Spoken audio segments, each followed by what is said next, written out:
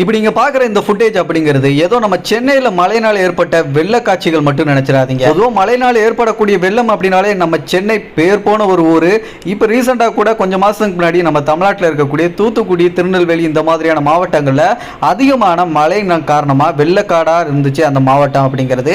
சென்னை தப்பிச்சிருச்சு, ஆனால் தென் மாவட்டங்கள் அப்படிங்கிற அந்த திருநெல்வேலி, தூத்துக்குடி அப்படிங்கிற அந்த மாவட்டங்கள் மாட்டிச்சு. பட் இருந்தாலும் இந்த மாதிரியான விஷயங்கள் நம்ம தமிழ்நாட்டில் நம்ம நடந்து பார்த்துருக்கோம், கேள்விப்பட்டிருக்கோம். ஆனால் இந்த சென்னை மழை வெள்ள காட்சிகள் நம்ம அப்படியே துபாய் பாலைவன பூமியான அந்த துபாயோடைய வெர்ஷனா பார்த்தா எப்படி இருக்கும். சோ அப்படிப்பட்ட ஒரு விஷயம் தான் இப்ப சமீபத்தில் சில நாட்களா துபாயில் அப்படிங்கிறது ஒரே நாள்ல பயங்கரமா மழை வெளுத்து வாங்கினதுனால துபாய் முழுக்க வெள்ளக்காடா காட்சி அளிச்சிட்டு இருக்கு. துபாய் சர்வதேச விமான நிலையத்துல வெள்ளம் அப்படிங்கிறது அந்த தண்ணி உள்ள புகுந்து விமானங்கள் அப்படிங்கிறது பொதுவாக வானத்துல தான் பறக்கும். ஆனா துபாயோட சர்வதேச விமான நிலையத்துல அந்த வெள்ள நீர்கள் அப்படிங்கிறது உள்ள புகுந்ததுக்கு அப்புறம் விமானம் தரையில அந்த ரன்வேல மிதந்துட்டு இருக்கு அப்படின்னு சொல்லலாம். அந்த வெள்ளத்துல துபாயில இருக்கக்கூடிய மிகப்பெரிய நகரங்களா இருக்கட்டும், ரோடுகளா இருக்கட்டும், வாகனங்கள் அப்படின்னு சொல்லிட்டு எல்லாமே வெள்ளத்துல மூழ்கி இருக்கு. இந்த மாதிரியான காட்சிகள் தான் இப்ப துபாயில அங்கங்க பார்க்க முடியும். அப்படிப்பட்ட ஒரு விஷயங்களை நீங்க சோஷியல் மீடியால பார்த்திருப்பீங்க. ஆக்சுவலா துபாயில எவ்வளவு மழை தான் பெஞ்சிச்சு, அந்த மழையினால் ஏற்பட்ட சேதங்கள் என்னென்ன அப்படிங்கிற டீடைல் எல்லாத்தையும் கம்ப்ளீட்டா இந்த வீடியோல தெரிஞ்சுக்க போறோம். நம்ம டிக்கெட் ராஜா சேனலுக்கு இதான் ஃபர்ஸ்ட் டைம் வந்திருக்கீங்கன்னா சேனலை சப்ஸ்கிரைப் பண்ணி பெல் நோட்டிஃபிகேஷன் கரெக்டா செட் பண்ணி வச்சுக்கோங்க நண்பா. அப்பதான் இது மாதிரியான இன்ஃபர்மேஷன் நீங்க தொடர்ந்து தெரிஞ்சுக்க முடியும். வீடியோ பிடிச்சிருந்துச்சு, வீடியோ யூஸ்ஃபுல்லா இருந்துச்சு அப்படின்னா வீடியோக்கு லைக் கொடுக்க மாதிரியாதீங்க. Welcome back another new video. நான் உங்கள் சேகர். ஃபர்ஸ்ட் ஆஃப் ஆல் நம்மள சில பேருக்கு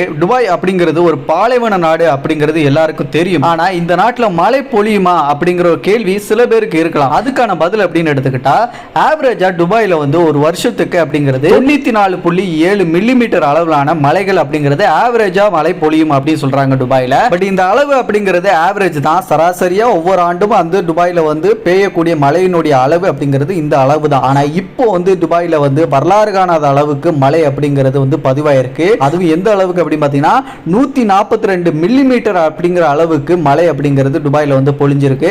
இந்த அளவு அப்படிங்கிறது எடுத்துக்கிட்டா 1.5 வருஷத்துல துபாயில வந்து பெய்ய வேண்டிய மழை அப்படிங்கிறது ஒரு சில மணி நேரங்கள்லயே துபாயில வந்து மழை பெய்ஞ்சிருக்கு. இந்த ஒரு காரணத்தினால துபாய் மொத்தமே வெள்ளக்காடா காட்சி அளிக்குது.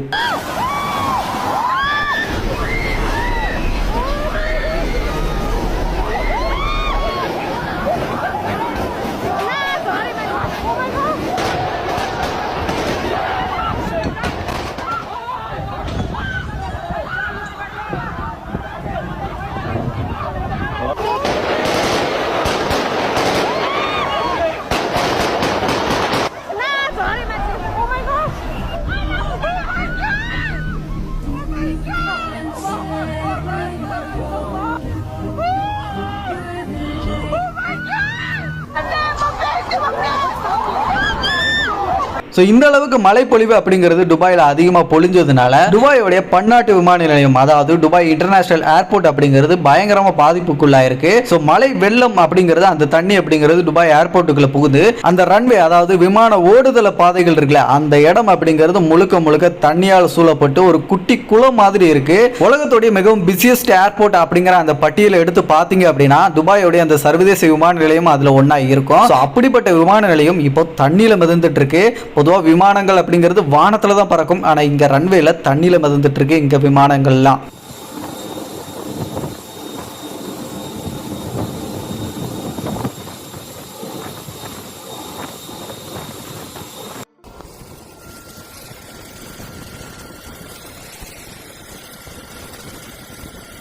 துபாய் அப்படின்னு சொன்னாலே நம்மளோட மைண்டுக்கு முதல்ல ஞாபகத்துக்கு வர்றது அங்கே இருக்கக்கூடிய பாலைவனம், அதுக்கப்புறம் புர்ஜ் கலிஃபா, அங்கே இருக்கக்கூடிய ஒட்டகங்களுக்கு. இதை தாண்டி ரொம்பவும் நம்மள பாப்புலரான ஒரு விஷயம் துபாய் பற்றி அப்படின்னு எடுத்துக்கிட்டா அங்கே இருக்கிற விலை உயர்ந்த சொகுசு கார், அதாவது லக்ஸரி கார்ஸ் அப்படிங்கிறது துபாய்க்கு வந்து ரொம்ப ஃபேமஸான ஒன்று. நிறைய பேர் வந்து லக்ஸரி கார்ஸ் வந்து வச்சிருப்பாங்க அசால்ட்டா. நம்மளாம் லைஃப்ல ஒரு வாட்டியாச்சும் இந்த காரை வாங்கிட மாட்டோமா, போயிட மாட்டோமா, இயங்கக்கூடிய கார்கள்லாம் அங்கே நிறைய பேர் வச்சிருப்பாங்க. அப்படிப்பட்ட கார்களுடைய நிலைமை அப்படிங்கிறது துபாயில படும் மோசம் இந்த வெள்ளத்தால. ஏன்னா துபாயோடைய சர்வதேச விமான நிலையமே இந்த வெள்ளத்துல தப்பிக்கல அப்படிங்கிற போது இந்த கார்கள் தப்பிக்குமா என்ன? அது சம்பந்தமான காட்சிகளை நீங்களே பாருங்க.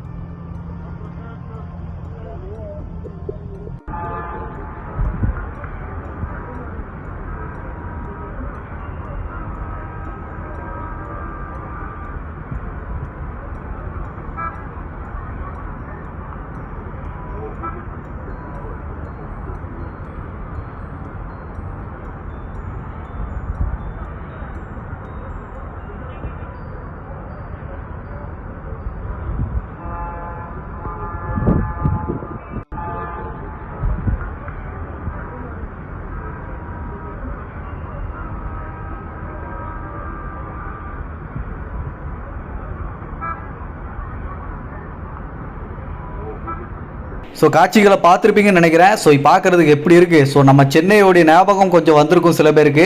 இந்த மலை அப்படிங்கிறது சாதாரணமாக அதோடைய அளவு அப்படிங்கிறது ரொம்ப அதிகமாக இருந்தாலும் பயங்கரமான சூறாவளி காத்துகள், மின்னல்கள் அப்படின்னு சொல்லிட்டு இடியுடன் கூடிய பயங்கரமான ஒரு மலை தான் இந்த துபாயில வந்து சமீபத்தில் வந்து பேஞ்சிருக்கு. இந்த மலை காரணமா ஏகப்பட்ட இடங்கள்ல தண்ணீர் தேங்கி இருக்கிறதையும் தாண்டி நம்ம புர்ஜ் கலிஃபா துபாயில ரொம்ப ஃபேமஸான ஒன்று, அந்த மிகப்பெரிய ஒரு பில்டிங் தான். ஸோ அந்த புர்ஜ் கலிஃபா பில்டிங்லையும் மின்னல் தாக்கி இருக்கு அப்படிங்கிற ஒரு விஷயத்தையும் வந்து இப்போ வந்து கன்ஃபார்ம் பண்ணியிருக்காங்க. பட் ஆனால் அது சம்பந்தமான சேதங்கள் என்ன ஏற்பட்டுச்சு அப்படின்னு சொல்லிட்டு இது வரைக்கும் வந்து எந்த ஒரு தகவலும் வெளியிடல. ஒரு பக்கம் பயங்கரமா இடி மின்னலும் கூடிய மழை அப்படிங்கிறது பொழிஞ்சிருக்கு, சூறாவளி காத்தும் பயங்கரமா வீசிருக்கு அந்த டைம்ல. பயங்கரமான காத்து வீசி இடி மின்னலோடும் கூடிய ஒரு மழை பொழிவை ரொம்ப வருஷத்துக்கு அப்புறம் துபாய் மக்கள் இப்பதான் ஃபேஸ் பண்ணியிருக்காங்கன்னு நினைக்கிறேன்.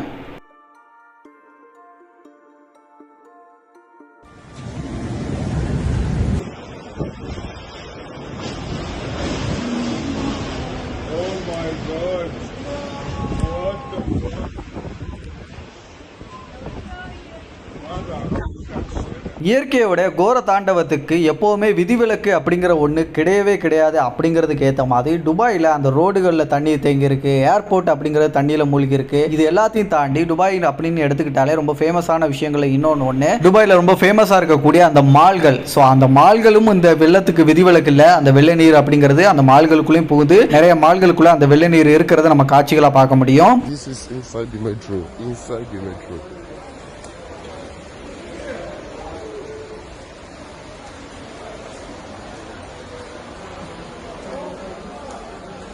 Look at outside. Oh my goodness. My goodness.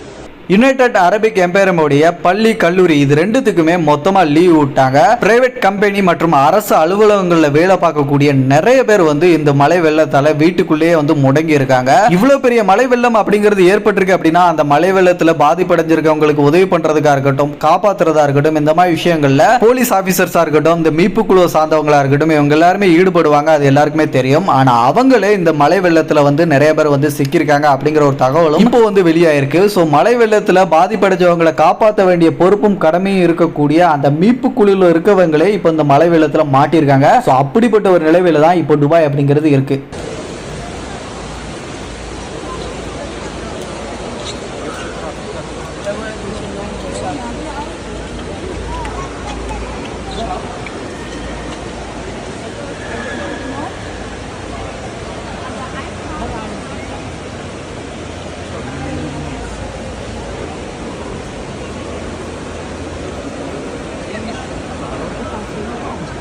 துபாயில மட்டும் இந்த மாதிரியான ஒரு நிலைமை அப்படிங்கிறது இல்ல, ஓமனிலும் இந்த மாதிரியான ஒரு சூழ்நிலை தான் நிலவிட்டு இருக்கு. கடந்த 75 வருஷங்களா ஓமன்ல பெய்யாத மழை அப்படிங்கிறது இப்ப பேஞ்சிருக்கு அப்படின்னு சொல்லிட்டு அங்க இருக்கவங்களால பேசப்பட்டு இருக்கு. இதுவரைக்கும் துபாயில 20 பேர் வந்து உயிரிழந்திருக்காங்க இந்த மழையின் காரணமா அப்படின்னு சொல்றாங்க. அந்த அடிப்படையில் நேற்றைய ரிப்போர்ட் படி பாத்தீங்கன்னா ஓமன்ல மட்டும் 18 பேர் வந்து உயிரிழந்திருக்காங்க, 3 பள்ளி குழந்தைகள் காயமுற்றிருக்காங்க அப்படிங்கிற விஷயமும் இப்போ வந்து வெளியாயிருக்கு. துபாயில இந்த வரலாறு காணாத மழையினால எந்த அளவுக்கு பாதிப்புகள் ஏற்பட்டுச்சோ அதே மாதிரியான ஒரு நிலைமை தான் இந்த ஓமன்லயும் ஏற்பட்டிருக்கு. இந்த மலை அப்படிங்கிறது ஓமன், துபாய் இந்த மாதிரியான பகுதிகளையும் தாண்டி கத்தார், சவுதி அரேபியா இந்த மாதிரியான இடங்கள்லயும் மழை வந்து பிச்சு உதறி இருக்கு. பயங்கரமான மழை பொழிவு அப்படிங்கிறது அங்கேயும் ஏற்பட்டிருக்கு.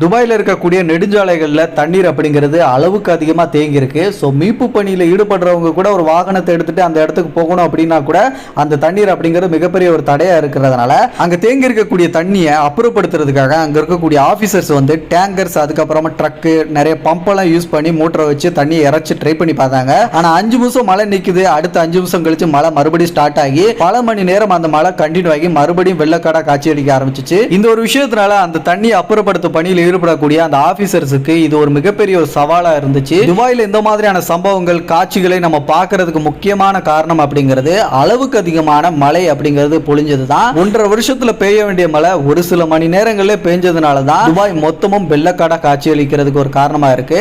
இந்த அளவுக்கு மழை பொழியுது அப்படின்னா அது நம்ம சென்னையில பொழிஞ்சு பார்த்திருக்கோம், நம்ம தென் மாவட்டங்கள்ல தூத்துக்குடியில திருநெல்வேலியில ரீசெண்டா வந்து மழை பொழிஞ்சு பார்த்திருக்கோம், கேள்விப்பட்டிருக்கோம். ஆனா துபாயில பாலைவன பகுதியில இந்த மாதிரி மழை அப்படிங்கிறது பொழியறது ரொம்பவே ரேரான ஒரு விஷயம். சொல்லப்போனா அங்க இருக்கக்கூடிய மக்களே இந்த மாதிரியான மழை பொழிவை ரொம்ப வருஷத்துக்கு அப்புறம் தான் அவங்களே வந்து ஃபேஸ் பண்ணிருப்பாங்கன்னு நினைக்கிறேன். இந்த மாதிரியான மாற்றங்கள், பருவநிலை மாற்றங்கள் அப்படிங்கிறது ஏற்பட்டதுக்கு முழுக்க முழுக்க காரணம் நம்ம தான் பொறுப்பேற்றுக்க முடியும். குளோபல் வார்மிங், பருவநிலை மாற்றம், கிளைமேட் சேஞ்ச் அப்படிங்கிற ஒரு விஷயத்தினால தான் இன்னைக்கு மழை பொழிவு அப்படிங்கிறது ஒரு சில இடங்கள்ல அதிகமா பொழியறதுக்கும் சில இடங்கள்ல மழையே வராம இருக்கிறதுக்கும் காரணமா இருக்கு.